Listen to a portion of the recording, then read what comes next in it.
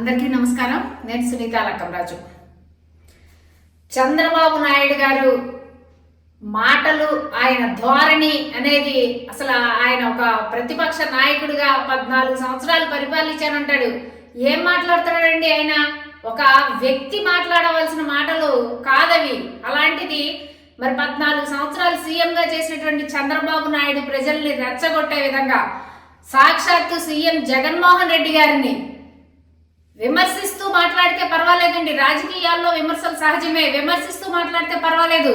కానీ ప్రజల్ని రెచ్చగొట్టే విధంగా ఒకసారేమో ఇప్పటివరకు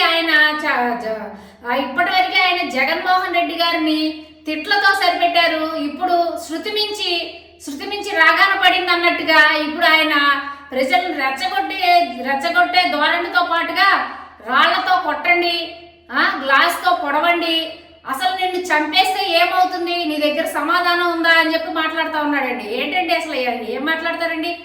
ఒక వ్యక్తిని ఆ మాట అనటమే తప్పు. అలాంటిది ఆంధ్ర రాష్ట్రానికి సీఎంగా ఉన్నటువంటి జగన్మోహన్ రెడ్డి గారిని నీకు అపోనెంట్గా ఉన్నాడని, నువ్వేమీ చెయ్యలేక, ఏమీ సాధించలేక, నువ్వు ఏమైనా చేస్తానని చెప్పుకోవడానికి నీ దగ్గర ఆంధ్ర రాష్ట్ర ప్రజలకి నేను పలానా మేలు చేస్తానని చెప్పుకోవడానికి నీ దగ్గర ఏమీ లేక ప్రత్యర్థిగా ఉన్నటువంటి జగన్మోహన్ రెడ్డి గారిని నిన్ను చంపితే ఏమైంది అని మాట్లాడతావా? అసలు ఆ మాటలకి ఆయన సమాధానం చెప్పుకోవాల్సిన అవసరం ఉందండి ఆంధ్ర రాష్ట్ర ప్రజలకి. ప్రజల్ని రెచ్చగొడితే పోయినసారి ఆయన ఇలాగే చెప్పాడండి. రాయితో దాడి జరిగింది, హత్యాయత్నం జరిగింది, ఇవన్నిటికీ చంద్రబాబు నాయుడు గారే బాధ్యులు అని చెప్పి ఈ రకంగా ఆయన మాటలే చెప్తా ఉన్నాయండి. మళ్ళీ ఈరోజు చంపితే ఏమవుతుంది అని అంటారా? అంటే వైఎస్ఆర్సీపీ నాయకులు ఒక్కళ్ళైనా సరే ఏ రోజైనా హద్దు మించి, శృతి మించి మిమ్మల్ని తిట్టడం కానీ, మీతో పార్టీని విభేదిస్తారే తప్పించి వ్యక్తుల్ని డైరెక్ట్ గా టార్గెట్ చేసి మాట్లాడిన సందర్భాలే లేవు. ఇలాంటి వాటికి తెరతీసేది చంద్రబాబు నాయుడు గారే. వెన్నుపోటు రాజకీయాలతో వచ్చిన చంద్రబాబు నాయుడు గారు ఏ మాటలు మాట్లాడటానికైనా, ఎవరిని ఏం చేయటానికైనా సరే, ఆఖరికి సీఎం గారిని ఇలా మాట్లాడటానికి కూడా సిద్ధపడిన చంద్రబాబు నాయుడు గారు ఈ మాటలు ఎందుకు అనవలసి వచ్చిందో, రేపేదైనా జరిగితే ఈ బాధ్యత అంతా సరే చంద్రబాబు నాయుడు గారే తీసుకోవాలా, మేమే బాధ్యత తీసుకుంటామని ప్రతిసారి చెప్తాడు కదా. ఇలాంటి మాటలు, ఇలాంటి రెచ్చగొట్టే ధోరణులకి ఏదైనా జరిగితే బాధ్యత మొత్తం చంద్రబాబు నాయుడు గారిదే. ఈ శిక్ష మొత్తం చంద్రబాబు నాయుడుకే పడవలసి ఉంది.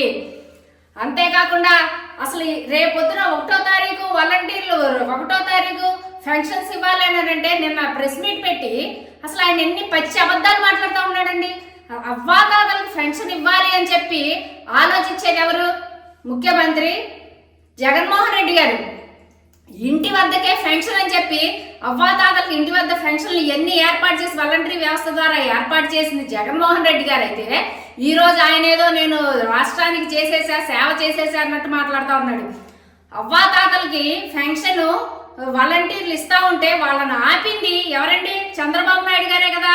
మనం చూస్తానే ఉన్నాం. ఆయనే ఒక జేబు సంస్థను స్థాపించి మరి దాని ద్వారా కోర్టుకి వెళ్ళి, కోర్టు నుంచి ఈసీకి లెటర్ పంపించి, ఈసీనేమో డైరెక్ట్ వాలంటరీ వ్యవస్థను ఆపేపించి ఇన్ని చేసినటువంటి చంద్రబాబు నాయుడు గారు, ఆయన వల్ల వాలంటరీ వ్యవస్థ ఆగితే ఈరోజు అవ్వాతాతల పెన్షన్ విషయంలో, అవ్వాతాతలకు పెన్షన్ ఇవ్వాల్సిన విషయంలో ఈసీ గవర్నమెంట్కి ఏం చెప్పిందండి? డీబీటీ ద్వారా అవ్వాతాతల అకౌంట్లో వెయ్యాలి అని చెప్పింది ఈసీనే. అలా చేయించింది చంద్రబాబు నాయుడే.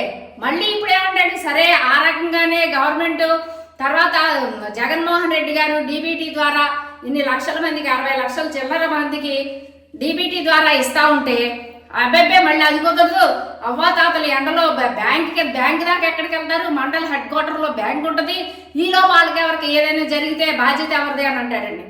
అంటే ఆయనే చెప్తాడు, ఆయనే మళ్ళీ ఏదన్నా జరిగితే బాధ్యత అంటాడు. పోయిన నెలలో నువ్వు చేసిన పని వల్ల 22 మంది చనిపోతే వృద్ధులు, వాళ్ళకి బాధ్యత నీదేగా, నువ్వు చేసిన పాపమేగా ఇది.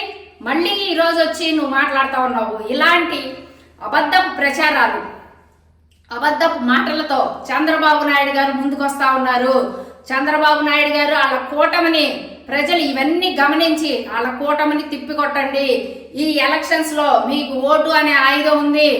ఈ ఆయుధాన్ని ఉపయోగించి అసలు చంద్రబాబు నాయుడు గారికి డిపాజిట్లు రాకుండా చేయాలని చెప్పి కూడా ఈ రకంగా అవ్వాతాతలకు కానీ పెన్షన్దారులకు కానీ వాళ్ళందరూ గుర్తుపెట్టుకోవాల్సిన వాస్తవం ఏంటంటే, చంద్రబాబు నాయుడు గారు చేసిన పాపం వల్లే ఈరోజు పెన్షన్స్ డీబీటీ ద్వారా వస్తున్నాయి. ఎవరైతే కుటుంబంలో నుంచి బయటికి రాలేని వాళ్ళు ఉంటారో, ఆరోగ్యం బాగోకుండా కానీ మిగతా దాని వల్ల రాలేకుండా ఉంటారో వాళ్ళందరికీ కూడా ఇంటి వద్దకి సచివాలయ సిబ్బంది తీసుకొచ్చి ఇస్తారు. ఇంకో మాట ఏమంటాడండి చంద్రబాబు నాయుడు గారు, ఈ అవ్వాతాతలకు ఏమన్నా అయిపోతుందేమో అని చెప్పి అంత బాధపడిపోతున్నాడు చంద్రబాబు నాయుడు గారు. మీరు గతంలో 2014 నుంచి 19 వరకు అధికారంలో ఉన్నప్పుడు మీరు ఎలా ఇచ్చారండి పెన్షన్స్? ఎలక్షన్స్ టైంలో మీరు ఎలా ఇచ్చారు? మీరు ఆ అవ్వాతాతలు ఎలాకెళ్ళి పెన్షన్స్ ఇచ్చారా? వాళ్ళందరినీ తీసుకొచ్చి లైన్లో నుంచోబెట్టి నానా రకాలుగా వాళ్ళు పొద్దునొచ్చి రాత్రి దాకా లైన్లో నుంచొని పడిగాపులు పడిన సందర్భాలు, వృద్ధులు ఎండలో ఇదైపోయిన సందర్భాలు అవన్నీ ప్రజలు గుర్తులేవని అనుకుంటున్నారా?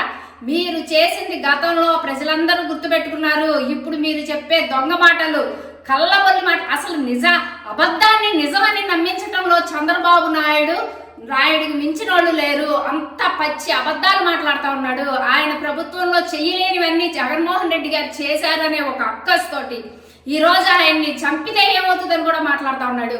ఖచ్చితంగా దీని మీద ఈసీకి కంప్లైంట్ చేస్తామండి. ఈసీ కూడా సీరియస్ గా తీసుకొని ఈ విషయాన్ని సీరియస్ గా తీసుకోవాల్సిన అవసరం ఉంది. ఇలాంటివి రెచ్చగొట్టే మాట్లాడిన చంద్రబాబు నాయుడు గారికి గట్టిగా మరి పనిష్మెంట్ ఇవ్వాలని చెప్పి కూడా కోరుతున్నాం.